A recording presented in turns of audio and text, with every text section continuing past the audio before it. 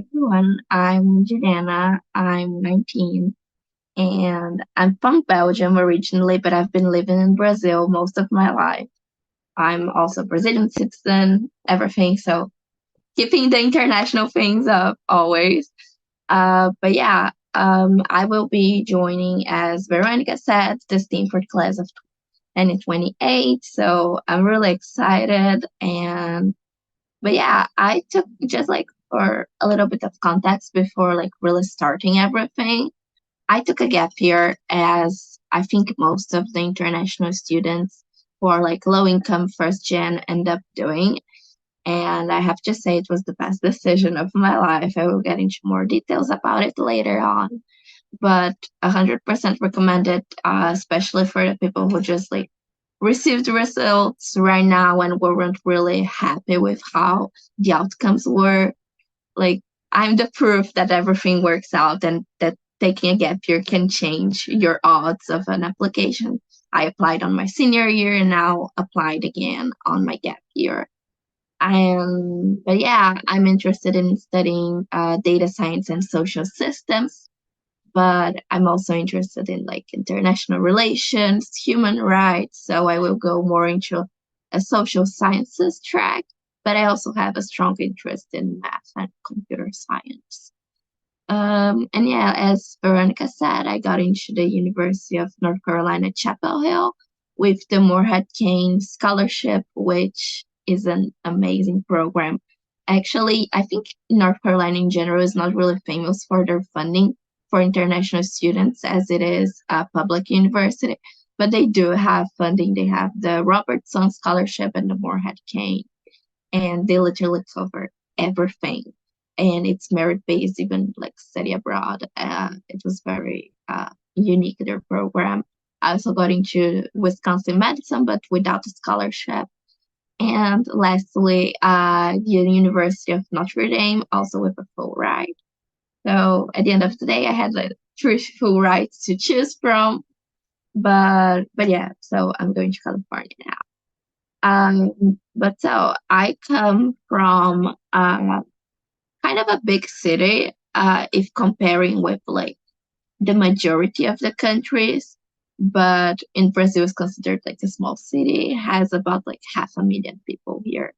But thinking that we have cities like São Paulo with 12 million people, my hometown is small. So, but yeah, it's kind of a mid city. It's also in the state of São Paulo, so it's not like really underrepresented thinking on nation-wise. But in the admissions process itself for the US, I'm the first person from my school to apply to college abroad. And I think we are like maybe 10 people total throughout like the whole history in my city. It's not really a common thing at all. But yeah, I went to like a private school, but I had a full scholarship because I'm a low income student, like really low income at all. So I had that full scholarship for going to high school throughout all the 3 years, because in Brazil you have 3 years instead of four, as it is in the US, for example. So, but I was there like since eighth grade, I guess. And something I think it's really important to say is that my school was really new. I was part of like the fifth graduating class. So that's like kind of my special message, let's say, for the people who come from schools that don't have like common people going to study abroad, that it's not really common for having, or that you don't think you have the resources at your school. Like, don't worry, you will be fine. There's lots of people doing that.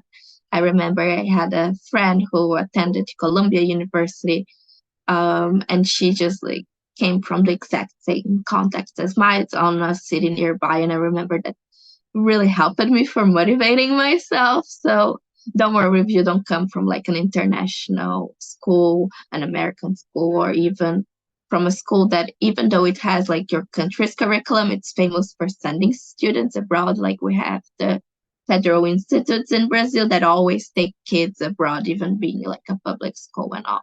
So just don't worry if anyone in this context, the universities, they totally understand. And you have lots of ways for like showcasing your academics in general. And also my class was super small. We were in like 27 students overall. So really, really small comparing to other schools with like hundreds and hundreds of kids. So I remember being worried about that as well. But yeah, so about college decisions in general, I applied for 20 schools on total, which I think it's what usually people from like low income backgrounds and international students end up doing. We always say, at least that in Brazil, that when you apply to college in the US, lots of people just like apply to 20 schools hoping to get into one with the full ride they actually need, because most universities are need aware, so they look on your finances to like see if you will get in or not as like a factor. It's not like the one only point that they will be looking, but it's definitely something that they will look after. So people just end up applying to a really big bunch of schools, and I think I even would recommend on taking a look on what universities have like a good historical like background with your home country on having low income students. But don't worry if there is no schools with that.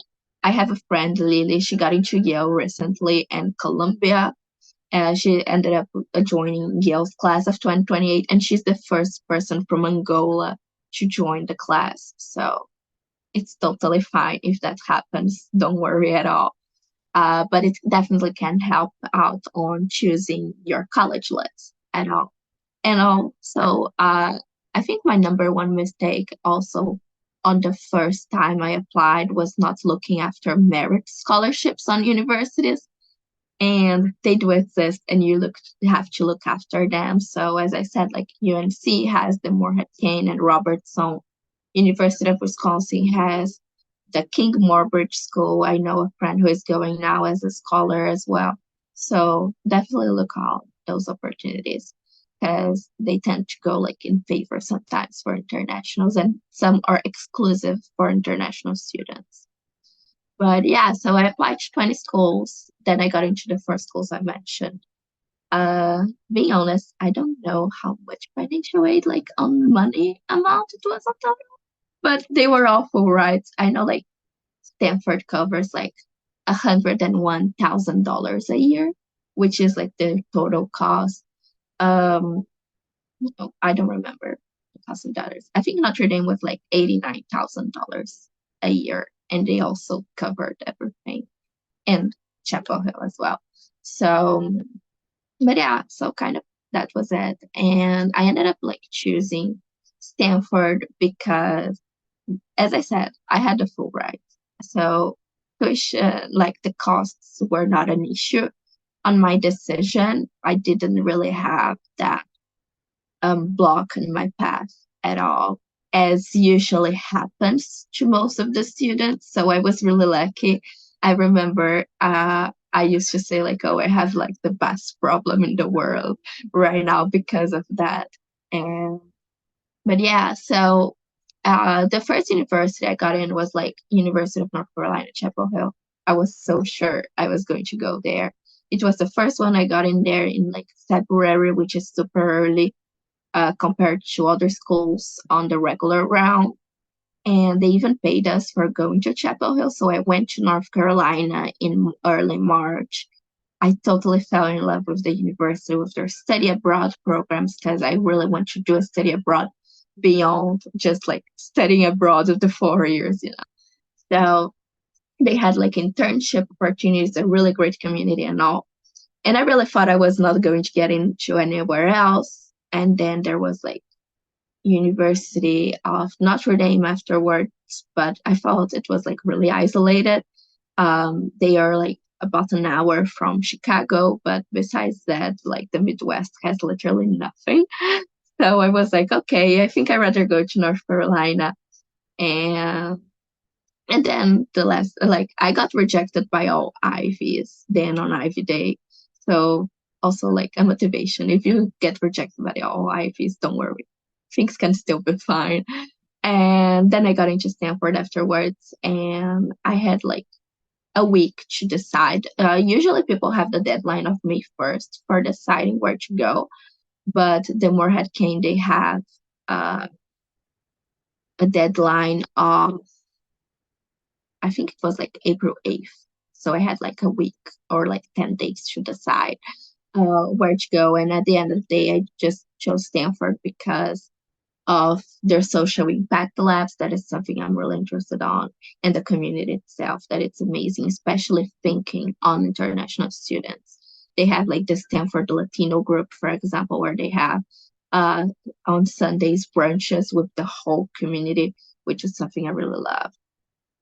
But yeah, that ends up that I'm going there. But I think thinking on like college search is really important to you focus on the community. That's something I didn't think about before getting in, but it definitely plays a difference on you. And I think it's really important, especially to remember yourself. You will be spending there 4 years of your life. It's not only an education, it's not only your bachelor's degree, but it's also your life in general, like where you will be hanging out with friends, or who are the type of people you will meet, what extracurricular activities you will be doing just for fun, you know.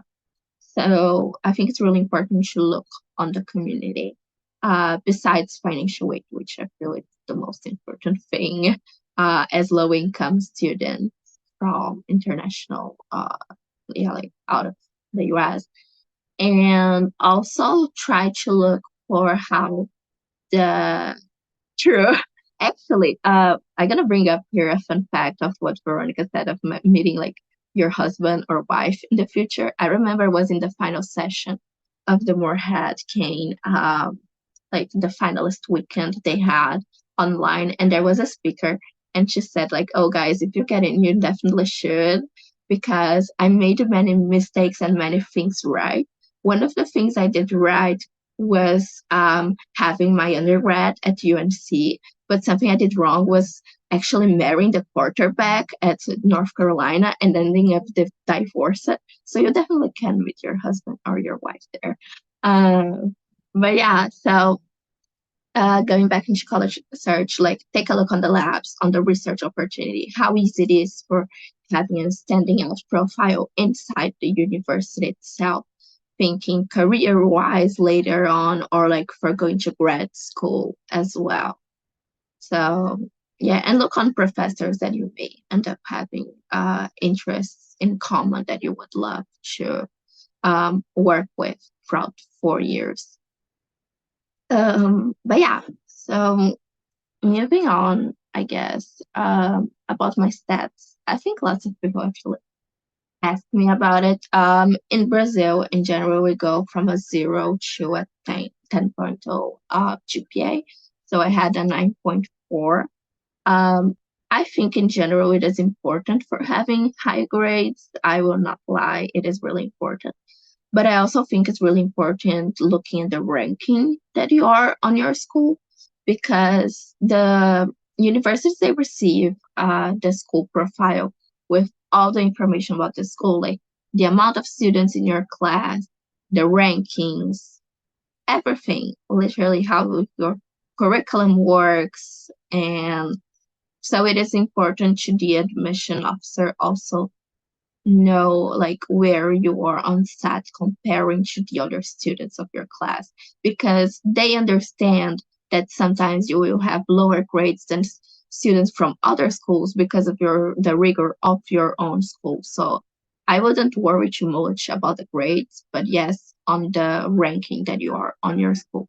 And if your school doesn't provide rankings at all, which is something I know that happens with most of international schools, just don't worry about it. You can explain on it on like the additional information, or you can explain, like your counselor can explain it, and they even can like kind of estimate where you will be in the ranking. Like, oh, maybe you would be on the top 5%, let's say. So they can have an idea. So I would worry more about that. But also just don't keep comparing yourself in general. Especially not only like within your school, but mainly like comparing with people from other schools, because I know that um, you end up comparing yourself with schools that have like the IB system, which is completely different, or schools that have even the same curriculum as yours, but maybe their school has like tougher professors, or yours have tougher professors. So it's like getting an A in a school is different than having an A in another one. So keep that in mind. But test scores, I could take like the TEFL or the Duolingo. An international student can do that. I think even the IELTS can be taken, but I don't see it really common. Yeah. But I didn't take the TEFL because it was really expensive. I think it's like $215. And that in Brazilian currency is basically my mom's salary. So impossible. Uh, so I ended up taking the Duolingo English test exam. Um, I was part of a program for Latin American students, the University Placement Program. So they paid for my Duolingo test. However, literally any organization can ask for a voucher. So you can have your test for free, like literally any school in the world can ask for it, I guess. You just like need to find the right information that I don't really have it, so I don't want to like spread fake news, but I know that you can and that that's possible because I know a few friends made that, and the institution that got the voucher for me also did that.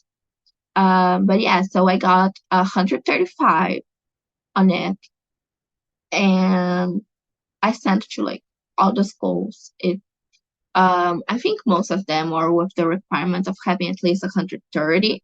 So I would set the goal of having the minimum that all your schools ask. If you can get more than that, awesome. But if you can't, just get 130 and you will be fine. Like it's literally the score that they only use for like looking at it and say, oh, okay, he knows English. We don't have to worry about it. Let's go to the next phase of it. So don't get too worried about it. I remember I looked at that friend with like 155 scores in Duolingo. And I was like, okay, I'm not getting in. I have like a way lower score. And it's not really that. I have even friends who got in even with like 5 points less on the overall score. So that can happen as well. But try to get the minimum. Like I would say is the safer option. Um, and about like the SATs or ACTs, I took the SATs quite a few times actually. My score was a 1430, but I sent for a few schools, but not all of them. So I didn't send for Stanford or to North Carolina or Notre Dame.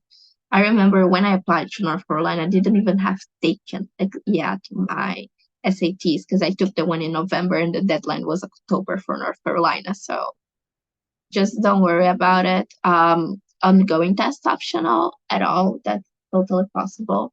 I got waitlisted for a few schools that I sent the score, a few I was rejected. So really test scores don't mean lots of things. However, I think that's a lot of something how it was this last application cycle, like the last like 2, 3 application cycles, because now I know that the schools are starting to reinforce their test policies. So just take the exam if you can. It's really important. Try to get like above 1400 and you will be fine. Because also most of the test score range, they are really high because the more people are going test optional, so only kids with like 1500 scores are sending the scores. So that's why they have such a big range. And if you look like 4 years ago, before the test optional policies, the scores were like way lower. So don't really worry about it, but just take it because of those new reinforcements of the SATs in general. I think Harvard, Dartmouth are examples of schools that already put the SAT again. I will have to say I was lucky to be able to send test optional. But yeah, but tips for studying Khan Academy, best resource at all. I used to make like 5 questions at least a day. I got like 770 or 780 on math. I had like a really good grade, and I only used Khan Academy. I didn't use any other course. Um, and yeah, even for English, they are really good as well. And always try to keep on the digital SAT portion because it differs a little bit, especially the English session from the old paper SAT. So take a look on that.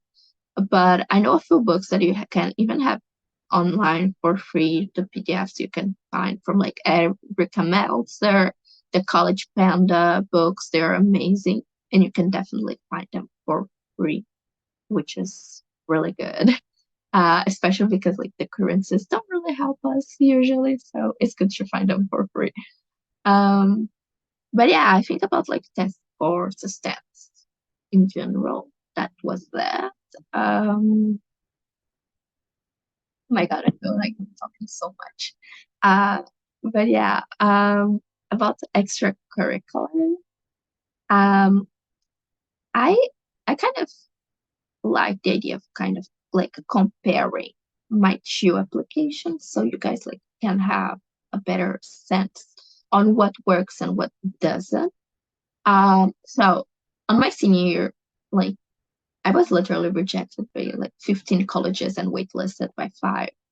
And then now it worked out. But my profile on my senior year was all about political education. That was it. Political education and dancing, because I've been dancing since I was like 3 years old. I do it professionally and I really love it. So that's something I brought. I even talked about it on my personal statement. And in general, I think I had a few extracurriculars that were similar on my senior gap year. So, for example, CVs is a project I organized with a few friends here in Brazil, where we took high school students from São Paulo and Rio, for example, to legislative assemblies with important like Congress people like Reina Veirinha, who is actually a Harvard alumni, to talk about politics, how it works in Brazil, how is an election and all that. And I continued doing that on my gap year. However, most of my extracurriculars, they had a few leadership things, which is also really, really important. You need to have. I think it's really a must nowadays. However, they didn't really connect with my personal story throughout the application, which I think it's something really important to remember yourself. Like your extracurriculars have to reflect who you are. So that's something to remember. Like do things that you enjoy and remember why you enjoy them. Because that's really important. So my extracurriculars in general, like were MUN, for example. I had founded my own MUN. And there's nothing wrong with MUN. Like lots of Harvard kids from Brazil specifically get in because of MUN. Like every year there's at least one Brazilian student who did MUN and gets into Harvard. So that's totally fine. But always remember to connect it with yourself. Like I loved doing MUN, but I didn't really have a reason. I just like enjoyed being there like, with a round of people, and I thought, okay, that's great. But I didn't really have an honest reason for loving it. So try to like think what you're genuinely passionate about, and that will stand out by itself. So on my gap year, I really focused on self knowledge in general. So I started working on the refugee and immigration asylum seeking field. And it was like the best decision. That's something I'm genuinely passionate. So as I said, I'm from Belgium, but I live in Brazil. And I also lived in Spain when I was little. So immigration has been part of my life in so many different ways. My mom is an immigrant herself, and all like her document situation for a while was so complex that led me to, for example, create an app that it's about to launch, is on testing period. Thank God, finally. But that it's supposed to like help asylum seekers to find information about the legal system in Latin America and find appropriate help and all that. And that really connects with like all the issues my mom went through when we went out of home. Like we came from like a domestic violence background and like leaving home and seeing all her issues. So I really had that attaching thing with me, and I really showcased that on my application. And even it came on the notes, I feel, from Stanford and Notre Dame admission officers. So really go and look after extracurricular activities that actually mean something to you, not only because you want to apply to college abroad or just because lots of people are doing it. So you want to go like with the way with them and do that stuff. So that's important. But also something, I was part of Interact Club since I was like 14, 15 years old. So I don't remember. I was really young when I joined. And I work with like harassment prevention. I was the president for a year as well. So community service is really interesting, and try to connect that community service if you have with something that interests you. For me, talking about harassment prevention was something really important for myself in general, and about like uh, woman equity. So try to find those things that you really care about. Maybe they even not relate to you personally, like maybe you're not part of a specific community, but if you want to advocate for it, like why not? So try to find ways to advocate for it, to be a community service member and work for it, like give your soul into it. And also research. Research is really important. I did like 3 research. You can definitely get in without a research. Like literally everything I'm saying, like you don't have to do what I'm saying to get in. Like that's how it was my experience and from what I see from a few people. But don't worry if you don't like, Julia, I don't like research. Why are you gonna do it? Don't do it. Don't worry. Like really don't. But I really loved it. So I did 3 times. I was part of Scholar Lounge, which is a program they, being like really honest, like they say they don't offer full scholarships for internationals, but they do because I had one. So sometimes you just like have to look a little bit after like emailing people and it works. But I also did like 2 other research with like grad students and professors from US universities. That's something I even was talking about in another webinar earlier today with a friend. Um, Guys, the best thing you can do when you want to do research, especially for free, because many programs are paid, like the Cambridge program, I know it's paid. The Alpha Scholars is also paid, even Scholar Lounge. I mean, all of them offer scholarships, but essentially they are paid programs. But you can't do research for free. You have to like cold email professors and PhD students in general. It's not easy. You're gonna send like 20 emails and like 1 or 2 people will answer you. But those 1 or 2 people that will answer you, they will be amazing. So basically I would like send emails like telling like where I'm from, what are my interests. I would send my CV as well and say why I'm interested in their work and ask for them for like scheduling a meeting. And then you have your meeting, and then like by the end, like you say like, oh, do you have like any open positions to work with you, or could you like orient me on my personal research? And they definitely help you out. um no one said no for me, and I'm sure they will not say no for you. So you really just have to find the way of having one meeting with them so they can see how brilliant you are. And the best part of it is totally free, and you can do your own project or join another project. I know someone who even joined a project from like a Columbia professor, and like it got published with the person's name as well as an assistant. So you can even have a published paper with an important professor. So yeah, so that's something. And participate in summer programs if you can. That can help you to like keep motivated on what you're looking for. I really loved the programs I was part of, but unfortunately they were online because it was COVID. But they run in person, so I was part of the Yale Young Global Scholars Program. They also have a version of the program for African scholars as well. Um, and it's really cool. You get to have like 2 weeks learning about um, different things. Like I did politics, law, and economics, but there's people who studied like things related to technology, to I don't know, like social impact. So you can do many things, and you have like the coolest classes. I literally did a class about Harry Potter and like political figures, which was like so random but so interesting. So definitely apply for those programs. Latin America has the Latin American Leadership Academy, which I'm also part of, and they really try to bring up like leadership skills for uh, teenagers in general from Latin America. And they also run in person. There's a Harvard and Graduate International Relations Scholars Program. I was part of their first session ever in 2021.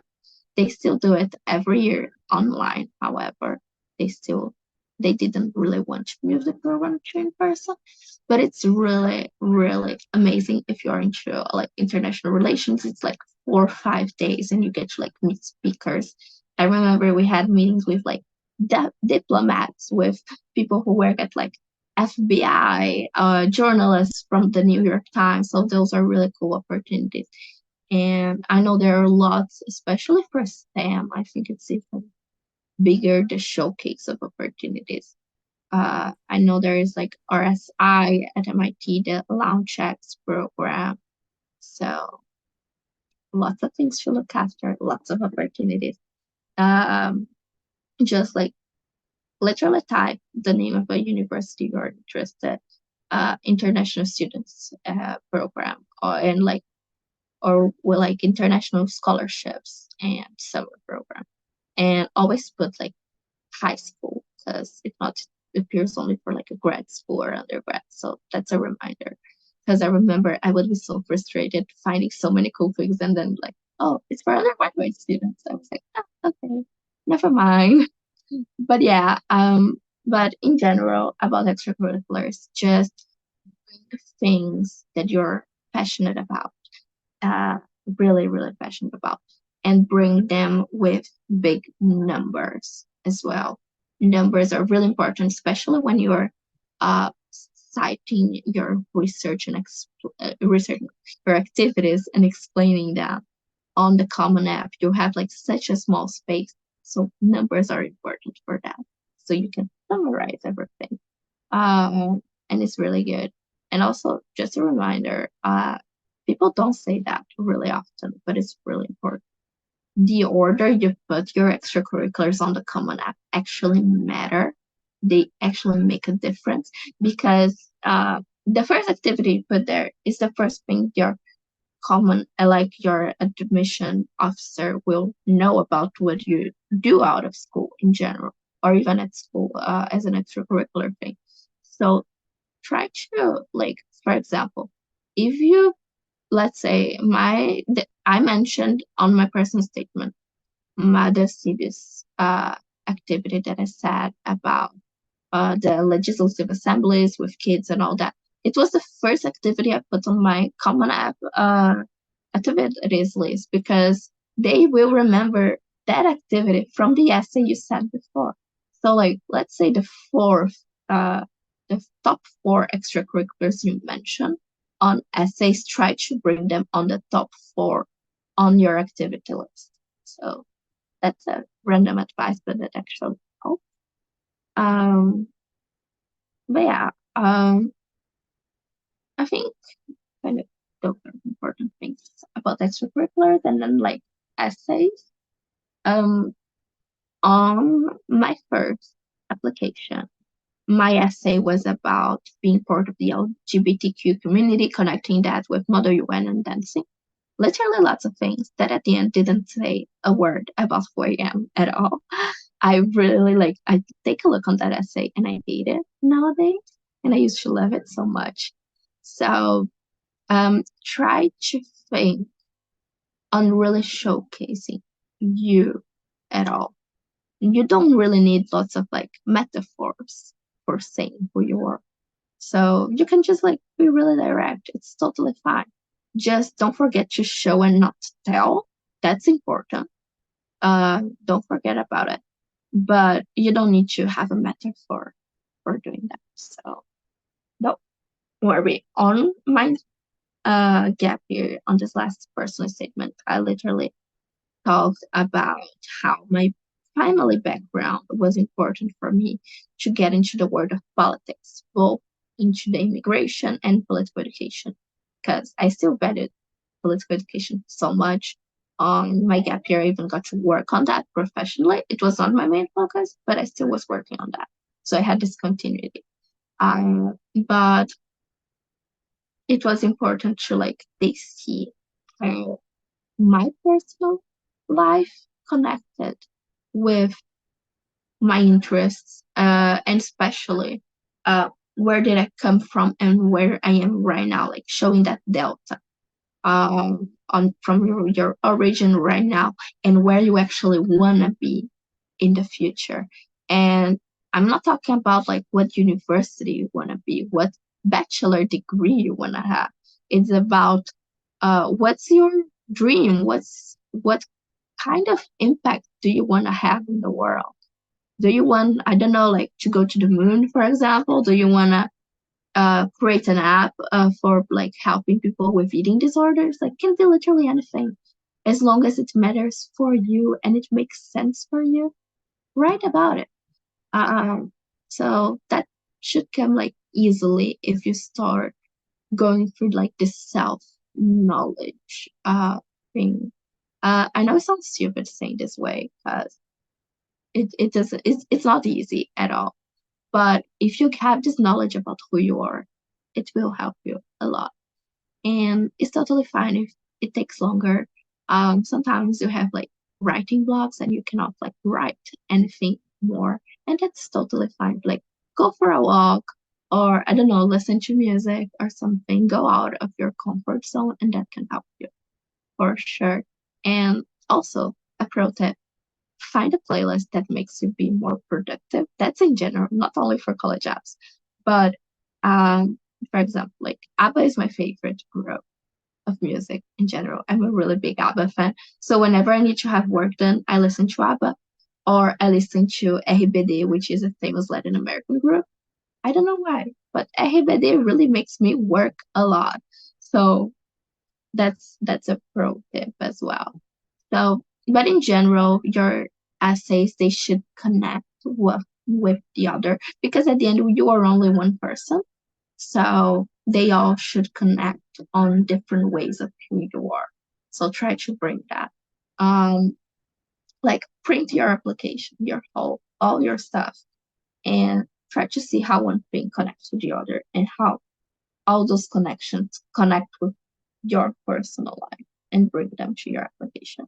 On personal statements, supplemental essays, and all. And don't worry about like feeling silly a little bit on supplemental essays, especially you can bring random things. Like I remember I talked about like a series that I really love about like Mexican crime and like triggers who got like mixed up when they were born and all. I mean, it's one of my favorite series. And I just talked about them. I talked about like how I loved sewing my pointy shoes. So you can definitely do that. So really showcase different parts of who you are, being it professional or personally. And yeah, I think that's it. I don't know. I cannot think about right now something to add on, but let me know if you guys have any questions. Yeah, thank you so much. This was so amazing. I like kept taking notes. I'm like, I need to summarize these so people can copy them. Yeah, thank you so much for sharing your amazing insights Yeah, and your and I'm so sorry story. for not doing a presentation. No worries. I I thought just this was was really going. nice. Yeah, Yeah, I because felt like it usually was more I'm really casual. talkative and being honest, like I'm really sick right now, so I didn't really like have the time for just like sitting in front of a computer and like doing PowerPoint because usually I love doing it, but it was not Yeah. the week for it. Yeah, no worries at all. Yeah, I thought this was really nice and like not as scripted, and it felt like you just speaking your heart out and sharing the advice that you have. So that was amazing. So yeah, I hope you guys enjoyed it. Please, we have some time for the Q&A. So think what maybe questions you guys have about Juliana's application or maybe her future life at Stanford. Feel free to drop them in the chat and then I will be asking her. But for now, I have a question that I feel like a lot of people might be struggling with is that you mentioned that you had the first rejection, like multiple rejections in the first year. And, now a lot of people have received their rejections and they're quite demotivated and they're like, oh, maybe I should just give up on the US. Maybe I should just stay home. And it sounds like such a long time to wait for another application deadline and like kind of delay everything. So how did you go through all that process and how did you stay motivated to keep working and succeed eventually? There. So at first, like you have to get time for dealing with those rejections.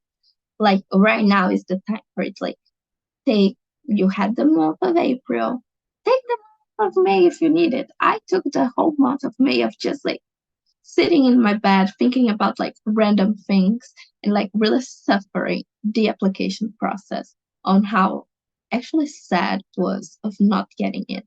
Like really feel that because that's the moment for it and it's really important. And if you don't feel it right now, you're gonna feel it, I don't know, like in December when the deadlines are approaching. So it's not the best time for it. So that time is right now. So do that.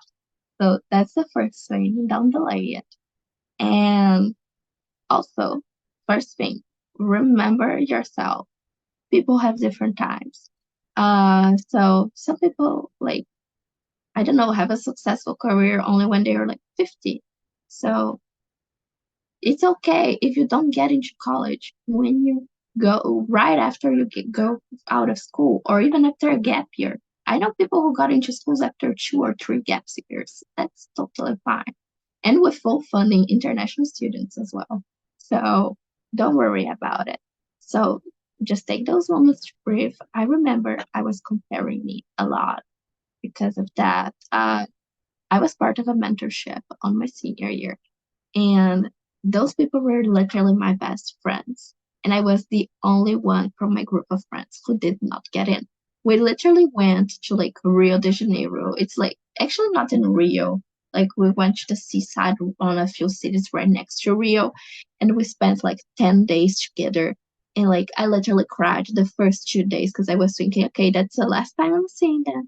I'm not going abroad. I will not get into a college in the US. That's it. My dream is over. I've been dreaming of that since I was 6 years old, and it was a waste of time. It was not. And it's not for you as well.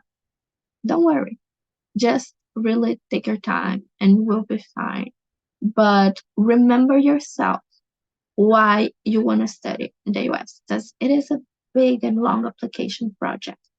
So remember why you started everything because if your reasons are maybe you don't even realize that like I know some people realize only after thinking about it more maybe you're just doing it because everyone's doing or because like from the online world let's say like that at least in my case with people from mentorships or just because like you would sound like a good person and like super high achiever if you say oh I got into Harvard for example as a low income student like some people like to brag about their success so maybe you just want to do that and you don't even know you don't even realize it so think about why you actually want to do that I want it because of the interdisciplinary uh opportunities so just remember yourself why you are doing it so you can have a full year working on that.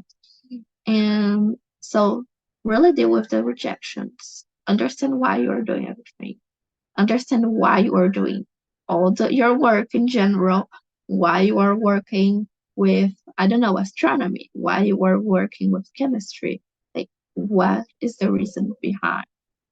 And just go for it. You will be fine. And sometimes it can look that it isn't.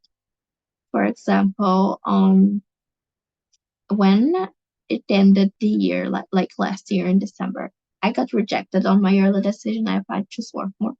And I remember feeling like, oh, I'm the last man standing because all my friends who applied again on their gap years, they all got in. I was the only one missing. I was like, this is not going to work out. I felt I was going to get rejected by 20 colleges again. I was sure of it. And I'm not. I even had the chance of choosing where to go. So don't worry. Things will be fine. Things will be as they are supposed to be. Try to Nice. fix that. Yeah. Loved. You're very wise. It's a very like healthy way to process things and to not give up. So I am sure this is so inspiring for everyone here. We got some questions, so I'm going to read them out. So the first question from Mohammed is, how can we start working on projects or research papers when we have no previous knowledge in them? So, first thing, like look out for if you are in the age limits, for example, for that. Go and take a look for like a summer program. I did the Yale program without knowing a thing about politics at all. I mean, I read a few stuff about politics, but it's not that I had the knowledge of it at all. So try to look for a summer program or like find like media resources about the topic you're interested in, because or like online courses you can have. I know like Harvard has a famous like CS course that lots of people do it. I still have to do it pretty often, but lots of people do it, and that's the way for starting. And find people who share those interests with you, so you both can start a project together. You can do it by yourself, but I think for a first one is interested being with someone else so you can motivate each other and start creating a network. So yeah, I think that would be an advice. Amazing, amazing. So the next question, it's a little bit long by Rifa, but I guess to summarize, if somebody wants to apply this year, so I guess we're class of 2029, and considering that now it's already May, what would you suggest they do between like, let's say May and January to really maximize their application? So like thinking on like strategy in general, I would say like if you already have like extracurriculars that you enjoy, you love it, you don't want to change them on a gap year or on your next year of school or whatever, continue doing that. Just really try to improve them, develop them the maximum that you can. I know I said I changed my extracurriculars basically from my senior to my gap year, but most of the people I know didn't change it up. Even I have a friend, João Hassi, he was featured by Borderless as well. He didn't change his extracurriculars at all, and he got into Haverford on the next year that he applied, so that's totally fine. So really develop your extracurriculars for having big numbers and focus on your essays. I think that's the most important thing. So really focus on this journey of connecting all the points of your applications as you're sending them right now. And as we are in May, I would say try to be thinking about like personal statement and try to have it written like by late June, July. But don't worry about like making changes afterwards. I think I changed my personal statement literally like on the week I sent my applications. But like try to have like a good draft by there. So yeah. Yeah, definitely. Like from my experience working with students, a personal statement will take many drafts, like at least 20 drafts. And it's just impossible to write them all in 1 week. Like you can write the 20th draft on the last week, but you cannot go from like 0 draft to 20 drafts in 1 week. And I'm pretty sure like 90% of people will still procrastinate. But if you're here and you stayed until the end, I believe you're motivated enough to like not procrastinate because essays are so important. Cool. The next question is by Gabrielle. You kind of touched on before, but maybe if you have something else to add, is how did you deal with anxiety and insecurities during the application process? It's really competitive and it's uncertain, which makes me really mentally like demanding and draining. Yeah, so I think on your like that's something I really dealt a lot on the first time I was applying because my whole world was application. I would think about it in the morning, the afternoon, or at night, even like really late at night. I would go to sleep like 4 a.m. and wake up at 6 a.m. because I was working on my application, which is not healthy, and you will get anxious about it. I would literally feel like bad before like taking exams, for example. Um, so it is normal, but mental health is important. You should like really care about it. And it's really good that like the person who brought this question even brought it because it's important. So that means that you're already thinking about it, which is a really good start point. And I would say try to find activities that have no relationship with your extracurriculars in general. So, for example, if you enjoy baking, as I do, uh, try to like find a really good recipe for. I think I never cooked so many brownies in my life as I cooked last year. And I have to say, now my brownies are good, and I used to make them really, really bad. Literally everyone would try it and say that I was like the worst baker ever. Now people say the opposite. So those are like random things that you will not even like bring on your application, but they are part of who you are and things that you enjoy. And those little activities help you out. And another thing, I even have it right with me. I love crochet, knitting, all those things. And I'm going to make something with this. I still don't know what, but anyways. Um, things that should do for hands, should like distract your mind. I don't know, like that really helps. Just what I wouldn't recommend at all is just like sitting on a chair on your sofa and watch Netflix or I don't know, whatever streaming to watch because that doesn't really help at all. It's just a fake friend. So try to actually make things that you will be moving. Dancing for me, it's even like an extracurricular activity, but it distracts my mind. So it's also worth it. And don't think that like, oh, I will read a politics book because I'm interested, it looks interesting, and I will just distract myself and my anxiety with that. You're just working and you don't do it. So it's not valid at all. So yeah, try to find different things, especially in the process of waiting results. That's really important. I literally did like lots of laptop and tablet sleeves on the past months for friends with like crochet. Just because it would distract my mind, I would do something else and not think about my results. So that may be it. Yeah, doing unproductive things just for fun with like no Yeah, real goal, I think is very important. where you can Awesome. just be the worst person and we'll be fine. Yeah, yeah. Not everything has to be productive, and sometimes you just want to chill out and enjoy.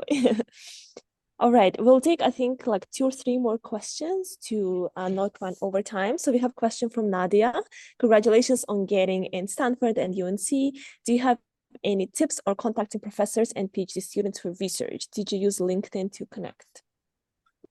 I use email. Really, that's literally the only resource I use at all.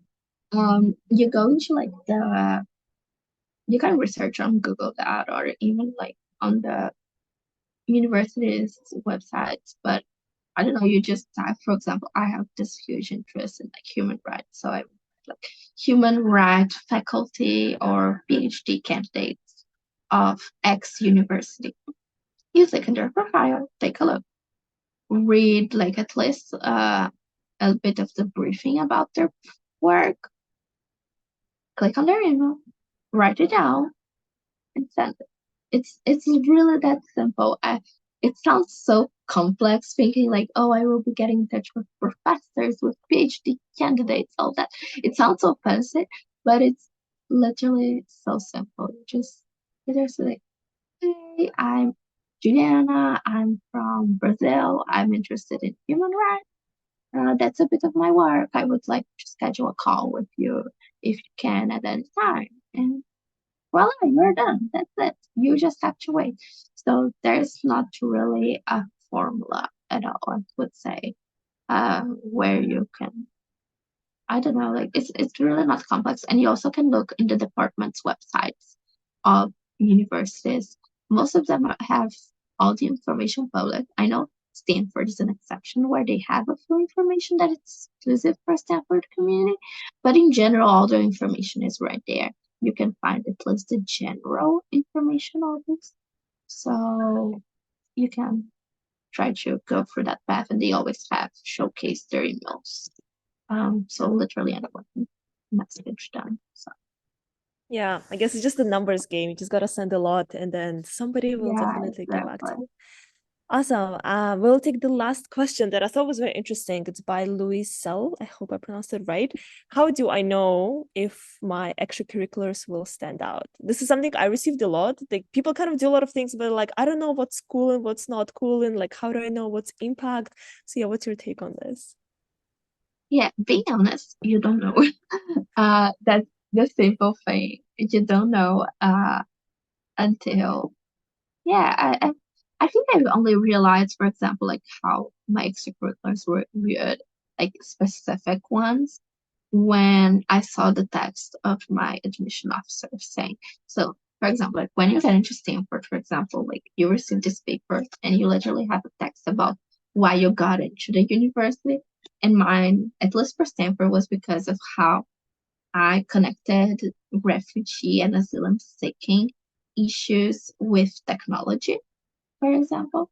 So you don't have a way of knowing if your extracurricular is good or what it is the important thing that will make an admission officer say yes before applying. You may know after you get in. So you simply don't know if your extracurriculars are good. However, something that can help you out as international is like really take the numbers um the extracurriculars you're doing. Let's say you're impacting, I don't know, 5,000 people with a project. I don't know, that's just a random number. And then if you feel like that's the maximum, like that's, if you feel that it is the maximum you can be, that's not a good extracurricular because you should always be able to improve. That's what makes something a good extracurricular good, at least from my point of view, is having the ability of always improving. So if you look at it and say, okay, I can improve that, that means it is good. So, okay, 5,000 people.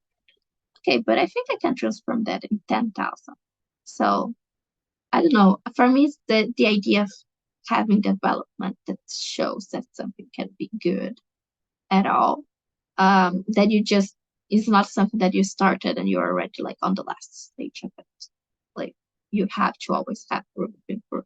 But in general, like having really high numbers is something that really helps you out for seeing how good it is and try to bring like something that is really unique. Also, that's something that makes you know that it is a good extracurricular. So for example, working with refugees and technology through an app, that's something that I don't see people around doing. I never saw someone doing it at all. So sometimes doing something that maybe you don't even have lots of room of improvement, but it is unique in a way that you know that no one else could do it. Like no one else had that idea. That also means it is a good extrovert. But also, as I said, that's on my point of and it can be controversial, even controversial within the things I even say. So it really goes by depending on what you think, and you cannot really have an answer for it. And I'm sure like Veronica has a different opinion about it. Other people can have a different opinion on that. So being honest, Yeah, you don't really mine know. is Yeah, I would say it's quite similar. I guess the whole point of standing out is that you have to be different from everyone else. And it doesn't mean you have to be better, but you have to be different. So the question to ask yourself is like, how many people in the application pool would do the exact same thing that I did? So again, if you do MUN, like probably a lot of people will do MUN, and it's not a bad activity, but like, can you take your MUN and make it more unique? So if you start your own MUN, you immediately stand out a lot more than for people who just join like an existing MUN club. Or, if you're like, I don't know, I'm in Japan, like if you're translating Japanese manga to Portuguese, like probably not many people speak like Japanese and Portuguese and like comic books. Like that's pretty unique. So yeah, I would say like ask yourself like how many people realistically would do the same thing that you do. And sometimes it's fine to like pursue the common activities, even like YYGS is relatively common because it's so popular, but it's still a great program. You should totally do it. But you should still have a few like truly unique activities that like nobody else could do, because this is how I think they will remember you. They'll be like, oh, that's the girl who started this app on domestic violence, or that's the guy who like started this nonprofit. So have that like something about you Yeah, that's yeah, exactly. And also something about that you said, and I just thought about it. It's also interesting, like looking to honors that relate for your extracurriculars. So first of all, because it's always cool to win an award, like I never heard someone that didn't like having an award at all. So first of all, because it's fun, but also then the admissions officers, they will know that you're actually good on that. And that's really valued, even if it is a common thing. Like, as I said, like, everyone said, like, everyone is really common. But still, Harvard accepts every year one Brazilian student of MUN. So that happens. Why? Those MUN kids, usually they have awards from like the Harvard MUN, Yale MUN, Cornell MUN, those big MUNs where like sometimes it's easy getting in, but it's really hard having an award. So that shows how good you are. So that's also valid. But it's really important for having those extracurriculars. They're completely different that no one else will have at all. But it's okay to have a few common ones. It's totally fine. amazing. I think that was the last question. For some people, I also replied in the chat. They were like quicker question. Let's give a little virtual clap to Juliana through Zoom if we can do it. Yay. Thank you so much for your time and for sharing all your insights. The session is recorded, so we will be posting it to all our social, like WhatsApp, Telegram, Instagram, so you guys can always go back. We will also have Juliana's story, like written article, released in the next few days, so you can again like read, get inspired, and hopefully connect with her. And we will have our second webinar of this weekend tomorrow. We will have a student from Uruguay who got into U Chicago. So again, if you can join, please do. Yeah, and that would be it for today. Thank you everyone for participating. Thank you, Juliana, for your amazing insights. And yeah, I hope we stay in touch and maybe collaborate more on some amazing things for international students. Okay, thank you so much. And thank you, everyone who joined and Veronica for organizing all that.